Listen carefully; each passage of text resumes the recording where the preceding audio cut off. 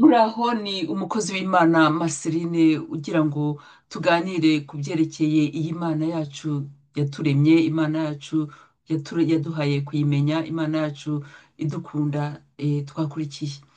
Reka rero mbashimire kubona rwose mwibuza ibindi byose mwari muri gukora maze mugafata akanya ko gufungura iyi videwo ngo tuganire.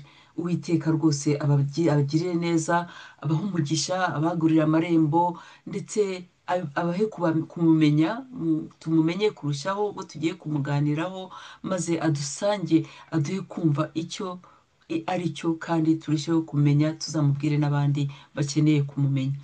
Reka rero turebe icyo iri jambo riri muri Daniyeli igice cya 11 umurongo wa 32 kitubwira. Abaca mu isezerano bazayobeshya kubasheshenga, ariko abantu bazi Imana yabo bazakomera bakore iby'ubutware. Abaca mu isezerano azabayobeshya kubasheshenga, ariko abantu bazi Imana yabo bazakomera bakore iby'ubutungane, bakore iby'ubutware.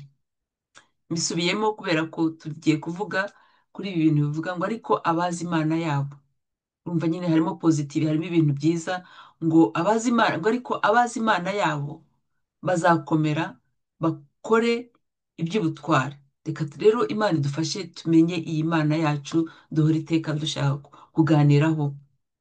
Kubera izo mpamvu rero umukristu aho ari hose agomba kumenya icyo Bibiliya ivuga kuri iyi Mana twakunze, iyi Mana twakurikiye. Birababaje kumva ko muri iki gihe abantu benshi batazi Uwiteka. None ubu butumwa buragerageza kutubwira iby'Imana yacu isumba byose twakurikije, Imana yacu isumba byose dukorera, dukoresheje ibyanditse byera bitagatifu, Umwuka Wera atuyobore. Kandi kubera ko ibitekerezo by'abantu bidashobora gusobanukirwa neza n'icyo Imana yacu ari cyo, ndagira ngo mbwire ubwoko bw'Imana kujya rwose bufata akanya bugasoma Bibiliya, bugasoma Bibiliya ijambo ryera, maze tukarushaho kumenya iyi Mana yacu yaturemye.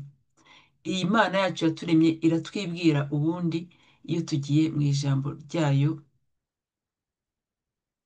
kuko iyo tugiye kuyishaka dukoresha ibitekerezo byacu, iyo tugiye gukora za research turi kwibaza ibyo twifuza, turi kureba ahandi hatari mu ijambo ry'Imana, iri jambo ry'Imana ritagatifu, iri jambo niryo rituma nta muntu n'umwe wese ucibwaho iteka iyo yagiye gushaka icyo Imana iri cyo akoresheje iri jambo. Niyo mpamvu ndi gutera abantu kuraje ngo bafate Bibiliya, dusome Bibiliya, twumve icyo tubwira ku byerekeye iyi Mana yacu, maze tutacirwaho iteka.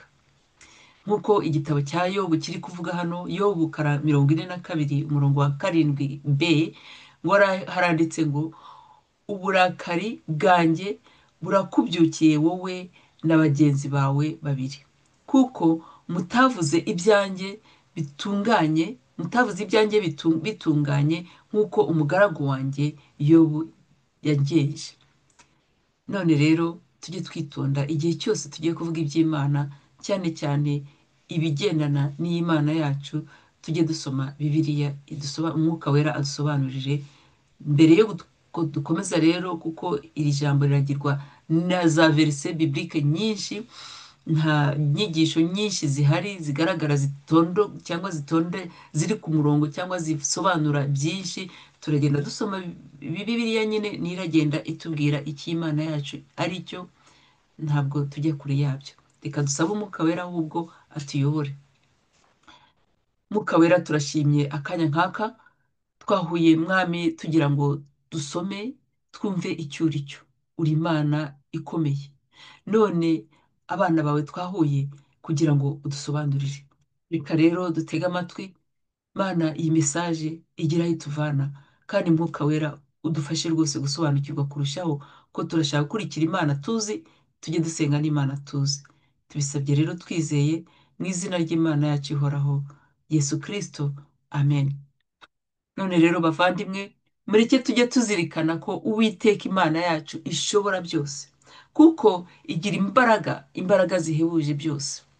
Mu Itangiriro igice cya 17 umurongo wa mbere b uravuga ngo, Imana yerekanye izina ryayo ubwo yabonekeraga Aburahamu iti, ni jye Imana ishoboye byose, ni jye Imana ishobora byose, ujye ugendera imbere yanjye kandi utungane rwose. Hanyuma turebye mu gitabo cyo gutegeka kwa kabiri umurongo wa 10, gutegeka kwa kabiri umurongo wa 10, kuva kuri gutegeka kwa kabiri igice cya 10 kuva ku murongo wa 17 kugera ku murongo wa 18 haravuga ngo, kuko Uwiteka Imana yacu ari Imana nyamana, ni umwami w'abami, ni Imana ikomeye y'inyambaraga nyinshi iteye ubwoba, itita ku cyubahiro cy'umuntu, idahongerwa, icira imfubyi n'abapfakazi imanza zibarengera, ikunda umusuhuke w'umunyamahanga, ikamugaburira, ikanamwambika. Uwiteka tugire neza, adufashe gusobanukirwa n'Imana turi kuvuga. Igitabo cya Yeremiya rero, Yeremiya igice cya 45 umurongo wa 5 nawo Uwiteka aravuga ati, ni jye Uwiteka nta wundi, nta yindi Mana ibaho itari jye, nzagukenyeza nubwo utigeze kumenya. Mbega Imana yacu! Dukurikije ibyanditswe byera rero bitagatifu, Imana ishobora byose. Niyo Mana imwe rukumbi, ifite imbaraga n'ubutware buhebuje ibyaremwe byose.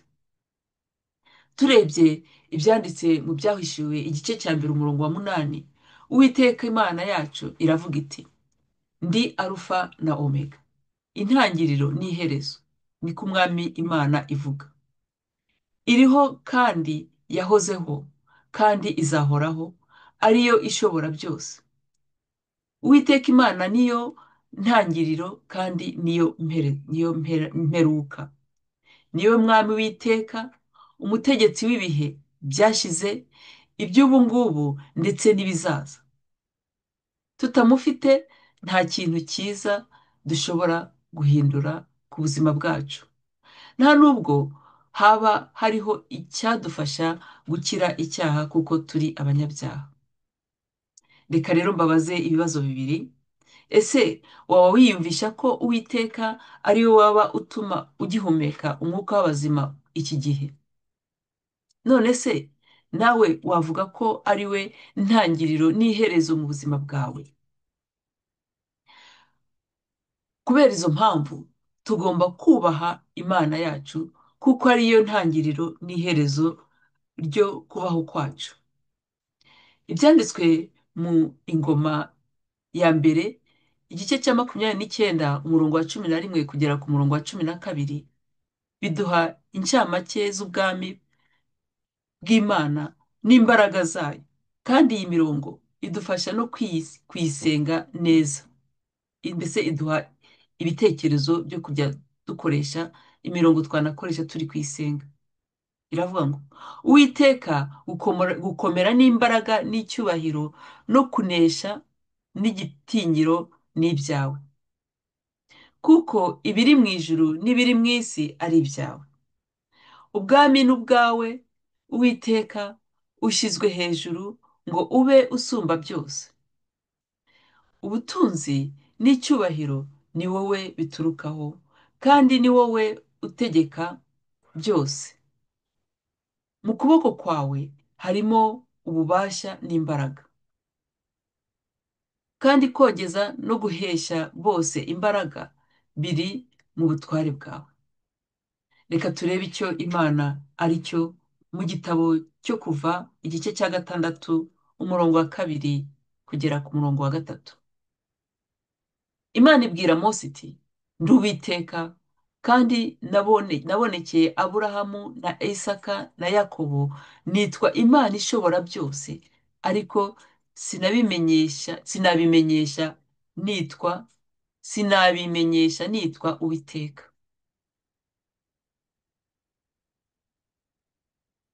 Reka rero twibaze ko nta muntu ushobora gusobanukirwa n'iby'Imana isumba byose atazi bimwe mu biyiranga.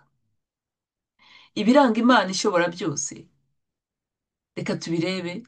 Bibiliya itubwira uko Imana yacu imeze. None tugomba kumenya ko umuntu wese udakoresheje ijambo ry'Imana ngo rimufashe gusobanura ibiranga ibiranga n'imico yayo, yaba arimo kwibeshya. Kuko kuko uwo muntu adakoresheje ijambo ry'Imana yaba arimo gutanga ibitekerezo, kuko atanze ibyo bitekerezo sinzi niba yaba ari kuvuga ukuri. None se ubwo ntibyaba ari ukwibeshya, cyane cyane ko yaba ashaka gutanga ibisobanuro bijyana n'imico ndetse n'ibiranga by'Uwiteka Imana isumba byose. Ni ukwitonda kuko ubigize nabi wese aba acirwaho iteka. Iyo tuvuze ibiranga Imana tuba tuvuze ku bidufasha kumenya uwo ari we. Ibikurikira ni urutonde rutuzuye, mbese ni incamake y'imiterere ye. Uwiteka yanga ubutabera, agira urukundo n'imbabazi, ntagira itangiriro yewe ntagira n'iherezo, kandi yicisha bugufi. Uwiteka Imana yacu ni umucyo. Reka turebe mu gitabo cya Yesaya igice cya 60 umurongo wa 19. Ku manywa izuba si ryo rizakubera umucyo, kandi ukwezi siko kuzakubera umwezi, ahubwo Uwiteka ni we uzakubera umucyo uhoraho, kandi Imana yawe niyo izakubera icyubahiro. Turebe rero n'icyanditse mu gitabo cya Zaburi igice cya 80 umurongo wa 19. Uwiteka Mana Nyiringabo, utwigarurire, umurikishe mu maso hawe, natwe turakira. Bibiliya itubwira ko Imana yaremye ibintu byose bigaragara n'ibitagaragara. Kandi hano turebye no mu itangiriro umurongo wa mbere nako igice cya mbere umurongo wa 27 haratubwira ngo Imana irema umuntu ngo agire ishusho yayo, afite ishusho y'Imana niko yamuremye, umugabo n'umugore niko yabaremye. Dusubiye inyuma gatoya tugasoma itangiriro igice cya mbere umurongo wa 26 kugera ku 28, tubona ko yaremye umuntu akaba ari hejuru y'ibindi biremwa, imuha n'ubutware kuri byo. Imana ihoraho rero ntigira itangiriro kandi ntigira iherezo, kandi kubaho kwayo ntikugira iherezo. Turebye mu gitabo cya Zaburi rero ishapitire 90 umurongo wa 2b iratubwira ngo uhereye iteka ryose ukageza iteka ryose ni wowe Mana. Twongeye tukareba mu ibaruwa ya Timoteyo wa mbere igice cya mbere umurongo wa 17 naho nayo itubwira ko umwami nyiribihe byose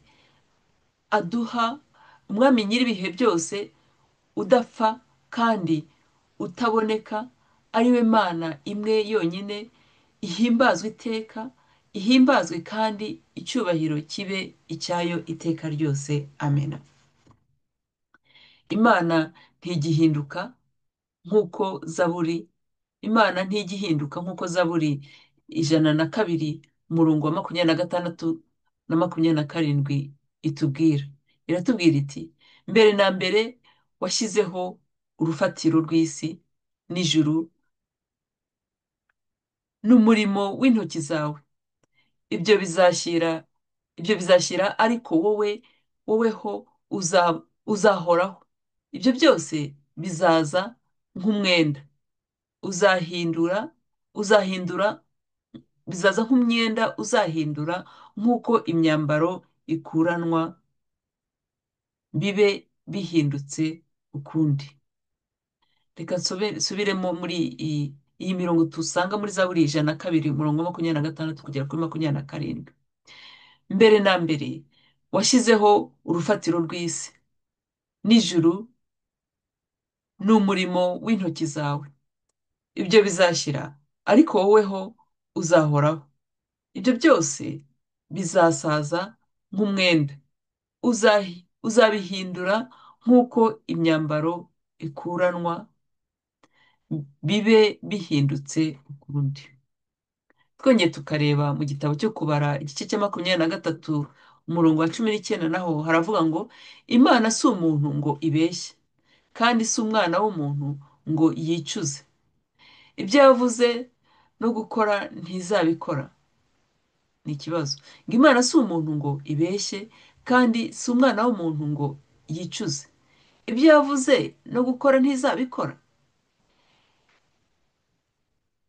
Ibyavuye mu kanwa kayo no gusohoza ntibizasohoza.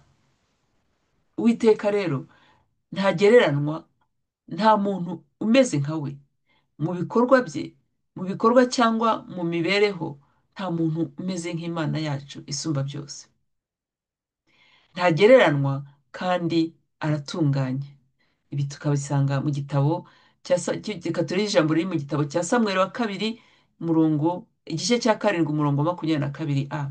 Haravuga ngo nicyo ubereye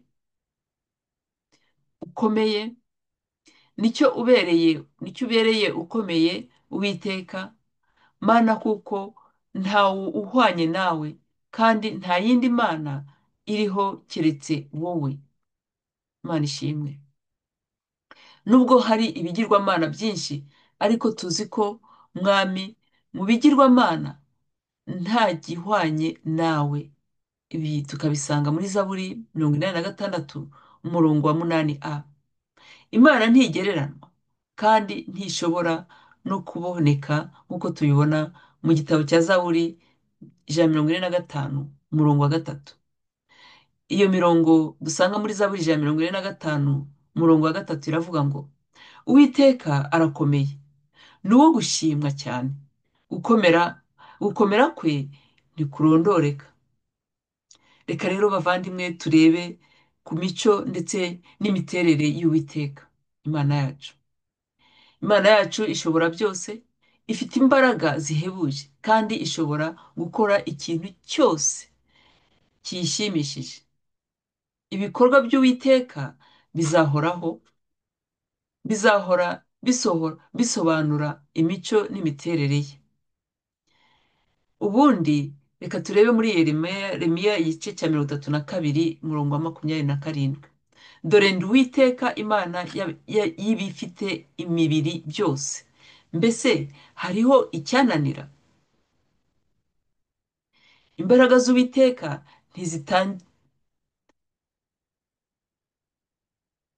z'Uwiteka ntizigira umupaka. Mu gitabo cya Yobu igice cya 9 umurongo wa 10 haravuga ngo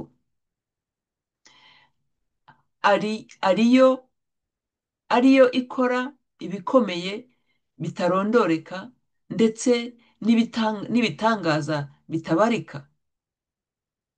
Iyi Mana irakomeye. Reka aya magambo twakomeje gusoma adusobanurire birushijeho iyi Mana twakurikiye. None rero mu miterere y'Imana reka turebe ibi bindi bikurikira. Imana iba hose, ni ukuvuga ko iri hose. Mu gitabo cya Yeremiya 23:24 haravuga ngo Uwiteka aravuga ati hari uwabasha kunyihisha ahiherereye simubone? Niko Uwiteka abaza. Si njye ukwiriye ijuru n'isi? Hanyuma muri Zaburi 139 kuva ku murongo wa 7 kugera kuri 13 naho haratubwira ngo ndahungira uwiteka wawe he. aravuga ngo ndahungira umwuka wawe he, ndahungira mu maso hawe he. nazamuka nkajya mu ijuru nazamuka nkajya mu ijuru uriyo, nasasa uburiri bwanjye ikuzimu uriyo, nakwenda amababa y'umuseke ngatura ku mpera y'inyanja, aho naho ukuboko kwawe kuriyo, ukuboko kwawe kwahanshorera, ukuboko kwawe kw'iburyo kwahamfatira. nakwibwira nti ni ukuri umwijima nturi bunkwire, nakwibwira nti ni ukuri umwijima ni wo uri buntwikire, umucyo ungose uhinduke ijoro. n'umwijima ntugira icyo ugushisha, ahubwo ijoro riva nk'amanywa. umwijima n'umucyo kuri wowe ni kimwe, kuko ari wowe waremye ingingo zanjye, wanteranirije mu nda ya mama. Ibi birerekana imiterere y'Imana, ko Imana yacu iri hose. Reka nongere nsubiremo iyi mirongo ya Zaburi ijana na mirongo itatu n'icyenda, umurongo wa karindwi kugera kuri cumi na gatatu. ndahungira umwuka wawe he, ndahungira mu maso hawe he.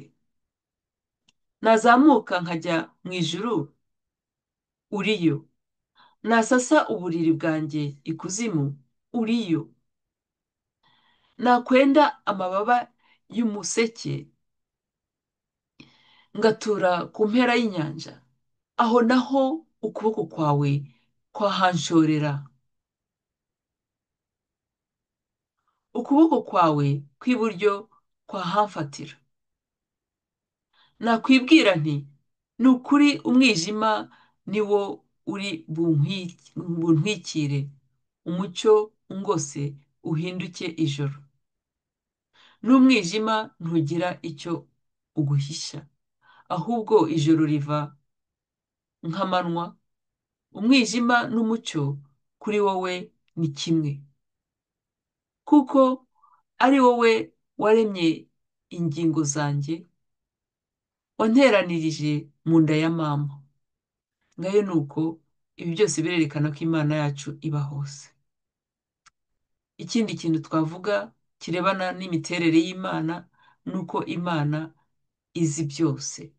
ni ukuvuga ko izi ibyahise, izi ibya none, izi n'ibizaza, harimo n'ibyo dutekereza mu gihe runaka. reka rero turebe Zaburi ijana na mirongo itatu n'icyenda, umurongo wa mbere kugera ku murongo wa gatanu. Uwiteka warandondoye uramenya, uzi imyicarire yanjye n'imihagurukire yanjye, umenyera kure ibyo nibwira. ujya urondora imigendere yanjye n'imiryamire yanjye n'imiryamire, uzi inzira zanjye zose. kuko ijambo ritaraba ku rurimi, ijambo ritaraba mu rurimi rwanjye, uba umaze kurimenya rwose. Uwiteka ungose inyuma n'imbere, ushyizeho ukuboko kwawe. ngaho ni uko ibi biratubwira ko Uwiteka aba azi byose. ikindi ni Imigani, igitabo cy'Imigani, igice cya gatanu umurongo wa 21, naho haratubwira kuko imigendere y'umuntu iri imbere y'amaso y'Uwiteka, kandi niwe umenya imigenzereze ye yose. kubera ko Imana izi byose, kandi ubutabera bwe buzahoraho bukurikizwa mu buryo buboneye, Imana ni ukuri izakomeza gutabara kandi ntishobora kubeshya. Haleluya, Imana ishimwe.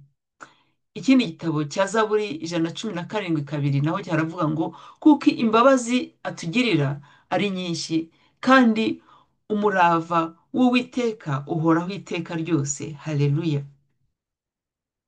Imana ni imwe, kuko tubibona mu gitabo cyo gutegeka kwa kabiri igice cya gatandatu umurongo wa kane. Umva wa bwoko bw'Abisirayeli we, Uwiteka Imana yacu ni imwe. Uwiteka Imana yacu niwe Uwiteka wenyine. Ntabwo ariho gusa, ariko ni wenyine mu mu bushobozi bwo guhaza ibyifuzo byimbitse n'ibyifuzo by'imitima yacu. Imana yonyine niyo ikwiye gusenga no kwitanga. Haleluya. Igitabo cy'ibyahishuye nacyo umurongo wa kane, igice cya kane umurongo wa cumi na rumwe, haravuga ngo mwami wacu mana yacu ukwiriye guhabwa icyubahiro no guhimbazwa n'ubutware koko, kuko ari wowe waremye byose, igituma biriho kandi icyatumye biremwa ni uko wabishatse. Haleluya. Imana yacu ihoraho irakiranuka. Ni ukuvuga ngo Imana itihanganira amakosa na gato.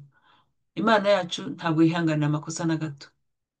Zaburi ijana na mirongo ine na gatanu umurongo wa cumi na karindwi uravuga ngo, iragira ngo Uwiteka akiranuka mu nzira ze zose, ni umunyarukundo mu mirimo ye yose.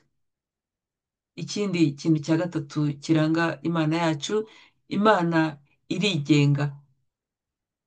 Ni ukuvuga ko isumba byose. Ibyo yaremye byose bishyize hamwe ntibishobora kuburizamo imigambi ye. Turebye muri Zaburi mirongo icyenda na gatanu umurongo wa gatatu, kuko Uwiteka ari Imana ikomeye, ni umwami ukomeye usumba ibigirwamana byose.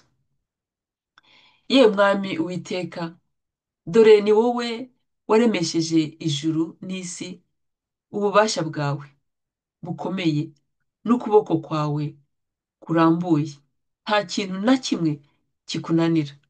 Iri jambo naryo turisanga muri Yeremiya igice cya mirongo itatu na kabiri umurongo wa cumi na karindwi. Ikindi kandi, Imana yacu isumba byose ni umwuka. Ni ukuvuga ko itagaragara, nk'uko tubibona mu gitabo cya Yohana, bivugwa mu gitabo cya Yohana igice cya kane umurongo wa makumyabiri na kane, bivuga ngo Imana ni umwuka, n'abayisenga bakwiriye kuyisenga mu mwuka no mu kuri. Imana yacu ni Imana yera, itandukanijwe no kwanduzwa kw'imyitwarire mibi yacu. Imana irakazwa n'ibibi byose ibona. Gutegeka kwa kabiri igice cya kane makumyabiri na kane, haravuga ngo kuko Uwiteka Imana yawe ari umuriro ukongora, ari Imana ifuha. Ikindi twavuga ko Imana yacu ni uko igira ubuntu, kandi ubuntu bwayo burimo ibyiza byayo, ineza, imbaraga n'urukundo. Igishimishije rero ni uko Uwiteka yifuza kumenya buri wese muri twe ku giti cye, kubera ko adukunda. Reka rero ndangize nshishikariza buri muntu wese kugira umurava n'umwete wo kumenya iyi Mana, Imana isumba byose, Imana ishobora byose, yaremye ijuru n'isi, natwe ikatugira bamwe mu byo yaremye. Rero nk'abantu bari kumva iyi mesaje bakaba bataramenya iyi Mana, bakaba bashaka kuyimenya, nta kuntu umuntu yamenya iyi Mana atiyegereje cyangwa se atemereye Yesu ngo amuhe ubuzima bwe, ngo areke Yesu abe ari we mwami n'umukiza we. None ngiye kuvuga rino sengesho rwose, murivugane umutima umwe cyangwa umutima wemera, asigaye Uwiteka akwiyegereze kandi akugira umwana we. Reka dusenge, mugende murisubiramo. Mwami Yesu, ndagushimye kuri Imana yanjye, ndakwihaye rwose n'umutima wanjye wose, n'ubuzima bwanjye bwose, na roho yanjye yose. Ndashimye urupfu wapfuye ku musaraba kugira ngo ubere icyiru cy'ibyaha byanjye byose. Ndashimye Mana ko wapfuye ukazuka ku munsi wa gatatu kugira ngo wongere Mana utuyobore inzira igana iwawe. Ndashimye ko wambonyemo umunyantege nkeya, none nkaba nje imbere yawe ngusaba imbabazi. Mbabarira mana, mbabarira unyakire, mbabarira umfate nk'umwana wawe, umbabarire ibyaha byose nagucumiyeho, maze nkwegerane umutima ukeye. Mwuka wera ndasabye ngo akanya nk'aka ngaka unyegere, maze umbabarire, unyegeze Imana Data isumba byose, umpe no kuyimenya, maze munsi isigaye, iminsi isigaye y'ubuzima bwanjye mbere yo gukorera Imana, kandi nayo imfashe nyibere umwana w'umutima, urwabya rw'umumaro. Ndashimiye Yesu ko unyakiye, ndashimiye ko ndi uwawe, ndashimiye ko umwuka wawe wera uri muri njye, uwushyize muri njye. Ndashimiye kandi ko uzakomeza kumfasha, mwuka wera, ngakomeza nkagenda inzira igana ijabiro, kugira ngo mbeho ndi umwami, ndi umwana w'ikine, ndi urwabya rw'ihoraho, kandi mubere ingabo nziza, mbese mubere urwabya rwiza ruzakora umurimo nk'uko abishaka, ngo mu gihe umuntu amuhaye ubuzima ayikorere nk'uko bigomba. Ndagushimiye Yesu kunyakiye, ndagushimiye mwuka wera ukomeza kunyobora, kandi ashimiye kubw'iyi mesaje iramfasha kurushaho kukumenya ndetse no kugukunda. Nsabye nizeye mu izina rya Yesu, amen. Reka abe ari njye wa mbere ugushimira. Urakoze rwose kuri iyo decision wafashe. Reka ngusabe gushaka ahantu hari itorero ryigisha ijambo ry'Imana, ahantu rwose hazagufasha kwiyegereza Imana, aho uzahurira n'abandi bantu biga Bibiliya, maze ukarushaho kumenya iri jambo, kandi ukarushaho no gusabana n'umwuka wera. Mu kurangiza rero, reka dusenge. Mana nyir'ubutungane, turagushimye iyi mesaje tumaze kumva, iyi nyigisho cyangwa ubutumwa tumaze kumva.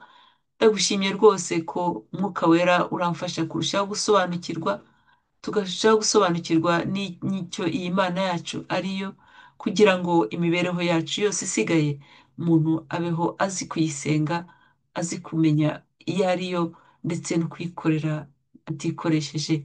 Shimwa ko turi abawe, shimwa ko Mana ntacyo tuzakuburana, ko igitabo cyawe gitagatifu Bibiliya kiriho, kugira ngo tujye tugisoma.